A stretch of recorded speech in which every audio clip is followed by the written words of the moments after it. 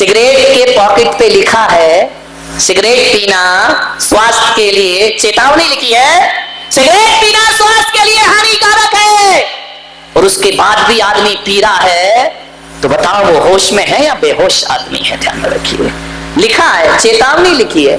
गुटखा में लिखा है कैंसर बिच्छू बना है, उसके बाद भी खा रहा है, तो बेहोश आदमी है? होश वाला? ये गुटखा खाने वाले, जय हो तुम्हारी, इनका मुंह देखो इतना अच्छा लगता है, भगवान ने तो मोती जैसे दांत दिए थे, ये गुटखा खाते ऐसा मुंह सड़ाते, ऐसा मुंह सड़ाते हैं, इनके दांतों का रंग मालूम है कैसा होता है? गुटखा खा के कलर ही बदल जाता है, रंग बदल जाता है। गुटखा खाने वालों का मुंह के दांतों का रंग ऐसा लगता है जैसे म्युनिसिपालिटी के सुलभ शौचालय की वो होती है ना कमोड, जो बरसों से साफ नहीं हुई हो, उसके रंग में और इनके दांतों के रंग में कोई अंतर नहीं हुआ करता है, वही रंग हो जाता है इनका। ध्यान रखना, विचार करना, आपको सोचना है कैसे मोतियों जैसे दांतों की बर्बादी कर लिया करते हो। क्या मिलता है गुटखा चबाने से? भेड़ बकरियों की तरह आदमी रोटी खाता है, पेट भर जाता है, लेकिन बकरी खाती है, फिर पत्ते चबाती है, पत्ते चबाती। ये तम्बाकू क्या पत्ता ही तो है ना, उसे ही चबाते रहते हो। गलती से इंसान बन गए, बनना तो तुम्हें कुछ और था। ध्यान रखिए, मान्यवर सोचिए, गुटखा खा रहे। पहले लोग मेरे दर्शन को आते थे, शिखर जाते थे, सड़कों पे चावल पड़े मिलते थे, अक्षत पड़े मिलते थे, चंदन पड़ा मिलता था, केसर पड़ा मिलता था। अब जाओ तो क्या पड़ा मिलता है? बोलो, ऊंचे लोग ऊंची पसंद माणिक चंद, ऊंचे लोग ऊंची पसंद मूर्ख चंद। ध्यान रखिए, विचार करिए। गुटखा खा रहे हैं, गाल जला रहे हैं, बीड़ी पी रहे हैं, वाह बीड़ी मौत की सीढ़ी। ध्यान रखा, गुटखा खाओ गाल जलाओ, जल्दी जाने की तैयारी है ना, अरे इज्जत की मौत मरो मेरे भाई। ध्यान रखना, ये सुरा सुंदरी के शौकीन जीवन के अंत में कुत्ते की मौत मरा करते हैं। ध्यान रखिए, और मैं आज जो प्रवचन कर रहा हूं, मैं नहीं चाहता कि कोई समाज का व्यक्ति कुत्ते की मौत मरे। मरना है तो अरिहंतों की मौत मरो, और संतों की मौत मरना तो है ही जिंदगी में। ये डॉक्टर साहब बैठे हमारे अध्यक्ष जिनसनम तीर्थ के, सिगरेट पीते थे, एक हटी नहीं कि दूसरी आ गई। बता, एक हटी नहीं दूसरी आई, दूसरी हटी नहीं तीसरी आई। बिना सिगरेट के काम नहीं, अगरबत्ती का ठिकाना नहीं, यही अगरबत्ती चढ़ती थी। अब सिगरेट क्या है, बीड़ी क्या है? एक बात आप बताइए, सिगरेट में एक तरफ तो आग जलती रहती है, दूसरी तरफ फिल्टर लगा होता है ना। अब एक बात बताओ, उस सिगरेट को आदमी मुंह में लगाता है। मैंने कहा यार ये क्या जिंदगी है कि आदमी जलती हुई सिगरेट मुंह में लगाता है।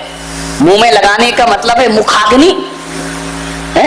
अब ये अवसर तो लड़के को दो, तुम काहे को अपने हाथ से अपनी जिंदगी को मुखाग्नि देते हो, काहे को अपनी जिंदगी को जला रहे हो, बर्बाद कर रहे हो। डॉक्टर साहब ने बताया, उनकी एक बेटी है पूना में, डॉक्टर है वो भी।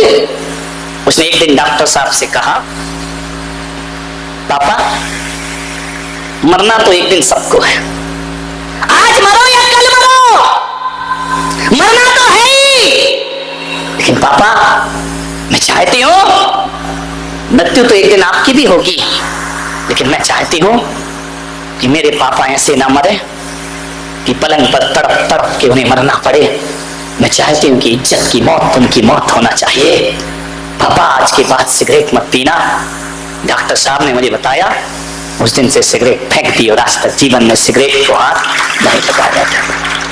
मान्यवर सोचिए, कैसी जिंदगी को हम बर्बाद करते हैं अपनी। कोई सिगरेट पी रहा है, कोई पान मसाला खा रहा है, उसके बाद चौके में आते हैं, मन शुद्धि वचन शुद्धि काहे की शुद्धि। मुंह तो कचरा घर बना रखा है। ध्यान रखना, महाराज आहार ले लो हमसे, आहार। तुम तो आहार देखने के पात्र नहीं, देने की तो बात ही छोड़ दीजिए। ध्यान रखिए मान्यवर। उस आदमी ने कहा कि महाराज मैं शराब पीने लगा, पहले बाहर पीता था, छिपके पीता था, फिर ये स्थिति बनी मेरी, घर में लाके शराब पीने लगा। पत्नी ने कहा, देखो तुम्हें पीना है बाहर पियो, बच्चे हैं क्या सोचेंगे वो, क्या उनके जीवन में असर पड़ेगा। तुमको पीना है तो बाहर जाकर पियो। एक बात याद रखना, यदि कोई बाप अपने बच्चे से पीने के लिए सिगरेट मंगाता है पान की दुकान से, तो मैं कहता हूं उस बाप को बाप होने का कोई हक नहीं हुआ करता है। क्या शिक्षा दे रहा है वो अपने बच्चे को, क्या सिखा रहा है अपनी आने वाली पीढ़ी को। आज बच्चा तुम्हारे लिए सिगरेट लेने जा रहा है, कल बच्चा खुद के लिए सिगरेट लेने जाएगा।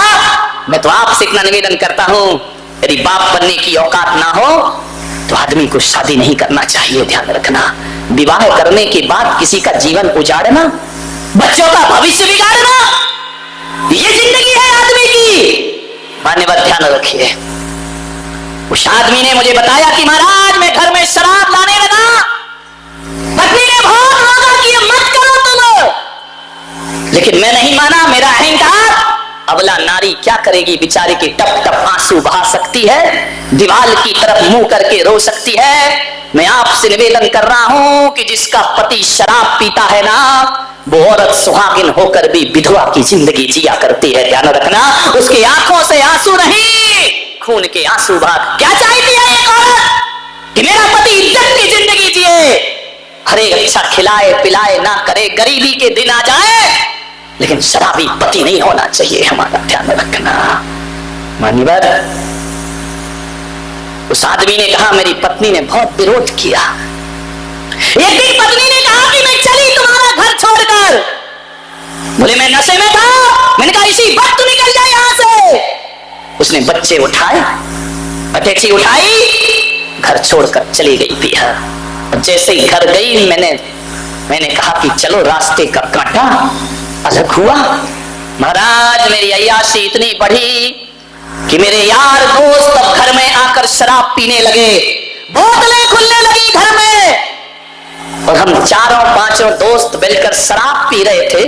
दरवाजा बंद करके जोर से दस्तक आई, आवाज आई, दरवाजे को किसी ने खटखट किया। मैंने कहा कौन है? आवाज नहीं आई। दरवाजा खोल कर देखा तो मेरी पत्नी बच्चों को लिए खड़ी थी। मैंने कहा कि तू क्यों लौट आई इस घर में वापस? बोले मैं गई नहीं थी, मैं ये देख रही थी कि मेरे जाने के बाद तू मेरे मंदिर जैसे घर का क्या हाल करता है।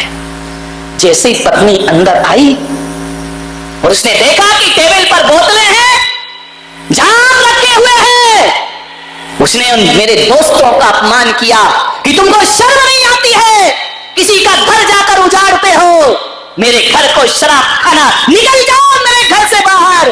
खबरदार जो आज के बाद इस घर की तरफ मुंह भी किया। मेरे दोस्त सिर झुकाकर निकल गए। मुझे इतना गुस्सा आया, इतना गुस्सा आया कि तूने मेरे दोस्तों का अपमान किया, उनके सामने बेइज्जती कर दी। मैंने पत्नी को एक चांटा मारा। पत्नी ने कहा तुम कुछ भी कर लो, मैं इस मंदिर जैसे घर में अपवित्र चीज नहीं आने दूंगी, चाहे कुछ भी कर लो। बहस इतनी बड़ी कि मैं नशे में था, मैं कुछ ना कर सका। एक लोहे की राड रखी थी, वह राड ली और मैंने पत्नी के माथे पर मार दी। जैसे ही मारी खून का फव्वारा छूट गया, पत्नी चीख उठी, तड़प गई।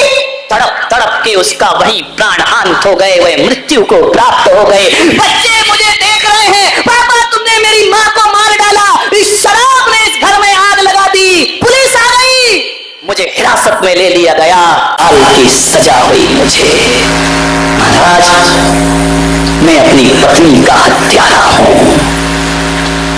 मैंने कहा हत्या की सजा प्राप्त कर ली तुमने, बच्चे मिलने आते हैं। बोले एक बार मैंने बच्चों को खबर भेजी कि मेरे बच्चों में से गलती हुई, मुझसे मिलने आओ। बच्चों ने जवाब भेजा कि जब माँ चली गई और तुम जेल में हो तो हम तो यतीम का जीवन जी रहे हैं, हम तो अनाथों का जीवन जी रहे हैं, और जब हमें पालने की औकात नहीं थी तो जन्म देने का हक किसने दिया था तुम्हें? आज तुमने हमारी जिंदगी दलदल में कर दी है। दोनों बच्चे मेरे छोटे छोटे 14 साल पहले। महाराज उन बच्चों ने हमें संदेश भेजा कि जब हमें तुम्हारी जरूरत थी तब तो तुम जेल में जिंदगी गुजार रहे थे, जब हमें माँ की जरूरत थी तुमने हमसे माँ छीन ली। जाओ उनसे कहना हम ऐसे बाप की औलाद कहलाना नहीं चाहते जो हमारी माँ का हत्यारा हो और शराब पीता हो। जाओ, हमने खबर भेजी मिलने आओ, तो बच्चों ने कहा हम ऐसे बाप को बाप का दर्जा नहीं देते हैं, हमने अपनी जिंदगी बना ली और ऐसे बाप को हम बाप कहने को तैयार नहीं है। हम बिना बाप की जिंदगी गुजार लेंगे, लेकिन तुम्हारे लिए हमारे घर में कोई स्थान नहीं है। ध्यान रखिए, औलाद देखना नहीं चाहती ऐसे बाप को। कौन देखना चाहेगी? जो उनकी माँ का हत्यारा बना हुआ हो। कोई जगह नहीं हमारी जिंदगी में। और जब हमसे कोई लिखवाता है, हम पढ़े लिखे, जब पूछा गया पिता का नाम क्या है, तो पिता का नाम बताने में हमें शर्म आती है, अनाथ कहलाने में हमें गर्व महसूस हुआ करता है कि हमारा कोई नहीं है। ध्यान रखिए महाराज, अब इस उम्र में मैं कहां जाऊंगा? बाहर निकलकर 14 साल में तो मैं सब कुछ भूल गया। मेरी गुजारिश है, आप मुझे इसी जेल में पड़ा रहने दीजिए। मान्यवर, एक शराब, एक नशा जिंदगी के क्या हाल करता है, आपको सोचना है। क्यों पीता है आदमी शराब? एक आदमी से मैंने शराबी से पूछा कि तू शराब क्यों पीता है? फिल्मी अंदाज में आ गया, बोले मुझे पीने का शौक नहीं, पीता हूं गम भुलाने को। मैंने कहा बेवकूफ, इस शराब पी के गम भूल जाता है तू? बोले जब तक नशा है तब तक तो भूल जाता हूं। मैंने कहा पागल, शराब पी के जब तक नशा है तब तक भूल जाता है। अरे माना कि पीने से तो थोड़ी देर के लिए नशे में सब भूल जाता है गम को, लेकिन तेरा पूरा परिवार जिंदगी भर के लिए गम में डूब करके मर जाया करता है। क्षणिक सुख के लिए पूरे परिवार को गम की जिंदगी देना, बोलिए आप सोचिए, थोड़ी देर को तुम गम मुक्त हो जाओगे, पूरा परिवार गम में डूब करके मर जाया करता है। क्या शराब शब्द 3 अक्षर से बना है, श रा ब। तीनों को जानते हो?